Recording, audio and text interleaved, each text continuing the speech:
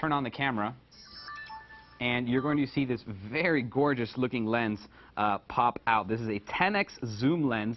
It's a G lens, just like the Sony Alpha series DSLRs and all their Sony Pro video cameras use.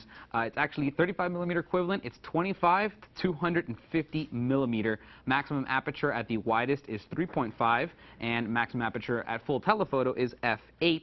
It has a 9-point autofocus system, which is good as some of the very expensive DSLR cameras out there on the market. It has a macro mode, and it also has full image stabilization, as well as the Exmor backlit R sensor and the Bion's image processor. And that might sound like French to you, but those are the same type of technology that's being used in the much more expensive $1,000+ DSLR cameras that Sony uses now. Looking at the back on this thing, has a full 3-inch LCD. As you can see, it has a live histogram, which is really cool. You can turn that on or off. I just happened to turn it on.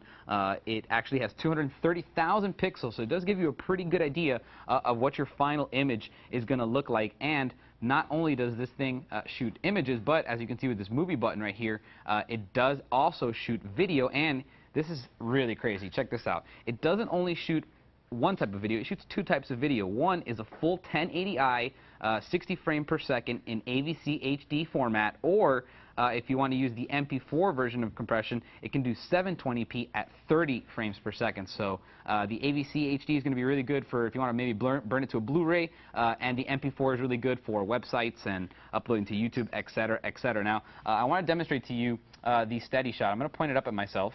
You're going to see that if I zoom in a little bit, let me zoom in. See, it's already automatically noticing my face. Let me point it at myself. There we go.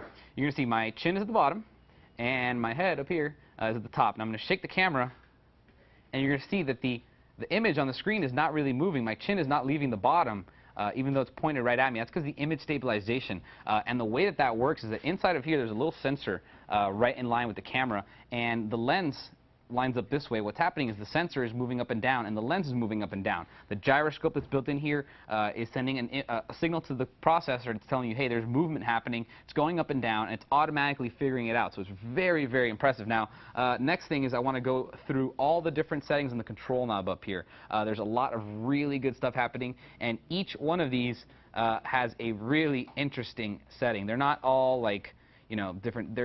We'll go through it. You'll see it right now. All right, so I'm going to point you at the back screen because I want you to read what it says. Very, very cool. Now, we're in the the fully automatic one, but I'm going to switch it over to easy. Easy shooting with simplified display. This is the no-brainer one. You point the camera at something, and you push the button, and it takes a picture. Almost nothing on the screen. It is letting me know that we're in macro mode. If I pull it away, you'll see it went away from macro mode. Very, very simple mode. Basically, it's just very simple shooting. Now, next one we're going to go to is the anti-motion blur.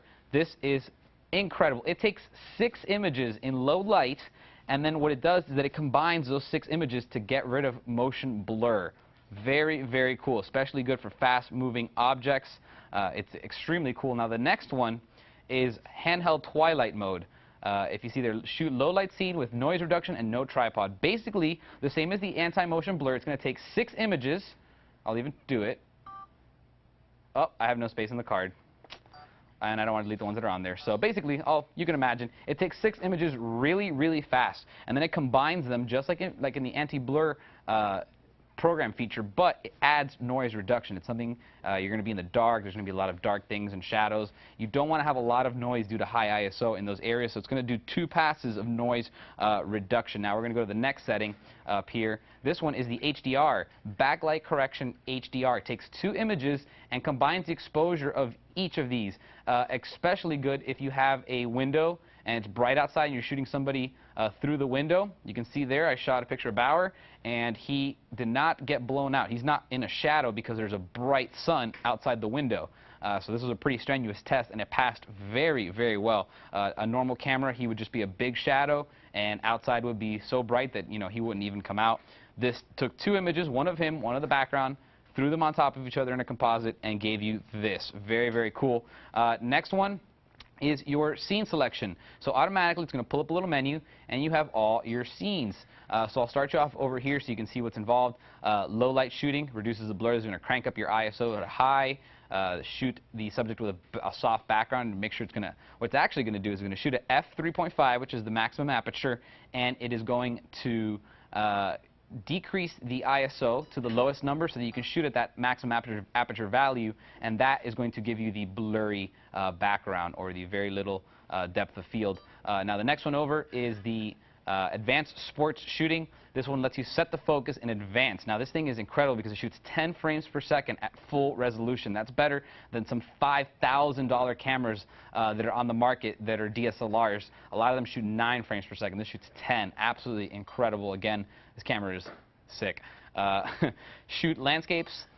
You have the Twilight Portrait, which is kind of like the Twilight but for people. Another just low light. Food. If you want to get natural shots of food, take pictures of your pets, the beach, near water, inside snow, and then finally the fireworks mode, which has become very popular with a lot of cameras. And we're not done yet. We're going to keep switching modes. Next one over is video mode. I can't use it because I don't have a card, but again, you can select from the AVC HD mode, or you can go to the MP4 mode and shoot either 1080i at 60 frames per second or 720p at 30 frames per second, so both very useful to use. Next one over is the eye sweep panorama, and I gotta show this one to you because it's so cool. So what you're going to see is it has very simple directions. The user interface is just genius. It wants you to press the shutter and move smoothly in the direction of the arrow. So I'm going to lift up a little bit higher, and I'm going to twist it this way, and we're going to shoot a panorama. I'm going to start pushing the button, and I'm going to slowly go like that. And you're going to see, it's going to tell you where you're going. When it's done, it makes a little sound. It processes the image, and there you go. You have a really cool panorama. I can't save it, unfortunately, no space on here, but very, very cool feature. It's not something you're going to find very often on any camera. And then here's another really cool feature, full manual mode. Everybody loves full manual mode if you know what you're doing. You want to control the exposure, the ISO, the aperture, the shutter speed. You can control it all in manual mode. You also have a program mode, which is kind of the same thing, except it does the exposure for you, but you control everything else. And then finally, the last set is the intelligent auto adjustment, where it's basically doing everything for you, making it really, really, really simple, but doing a really good job. So very nice. And I just want to take a quick tour through the menu real quick. I know I'm kind of talking on here, but I got to show it to you because I love this camera. Image sizes. You can see them there. You have quite a few, 5 megapixel. You can do VGA, and you can do widescreen, 7 megapixel and 2 megapixel at widescreen aspect ratios. You can shoot burst or single, and you can determine the burst as either 10 frames per second, 5 frames per second, or 2 frames per second, depending on how you want to shoot. And right up here at the top, there is a dedicated burst button. So if you know something fast is coming, you want to go into burst mode, it's going to automatically switch the focus to the high-speed focus, where it's going to track faces and moving to objects. It's going to go into the sports. It's going to turn on the image stabilization to its maximum setting, which is called the action setting. It knows to do all this stuff when you go into burst mode. It's going to take 10 frames per second at a full 10.2 megapixel resolution. Exposure value compensation is right there. Your eye scene recognition, where it picks the scene for you. Now we're in the easy, so it's only giving me the settings for easy. Smile detection. Again, this camera has all the advanced features that you would see on an advanced little camera like this. They have face detection, where it detects your face and automatically focuses on it. It has anti-blink, where if you blinked, it's basically going to warn you that someone blinked and, take the picture again. Red eye reduction. It has a smile shutter, which basically will take the picture when somebody smiles. There's a lot of good stuff going on here. Face detection, again, it's going to track all the faces, make sure they're all set up. And there's even more settings when you're actually in the if you're in the full manual mode. You're going to see here you have even more settings. You can do bracketing, which is, again, something you do not ever find on a point-and-shoot. That's only on DSLRs. You can bracket up and down, take it a little brighter, a little darker. In case one doesn't work out, one of the other two will work out. You can adjust your ISO and your white balance and your focus and your metering. I mean, look at this. Adjusting your metering, that only happens on DSLRs. You can do the multi, you can do a center or a spot. I mean, very, very cool features on this camera. So that's basically the tour of the camera. I want to go over a couple more things, though, real quick with you guys. Some cool features that you won't find on other cameras. Really, really cool. Transfer jet technology basically is like a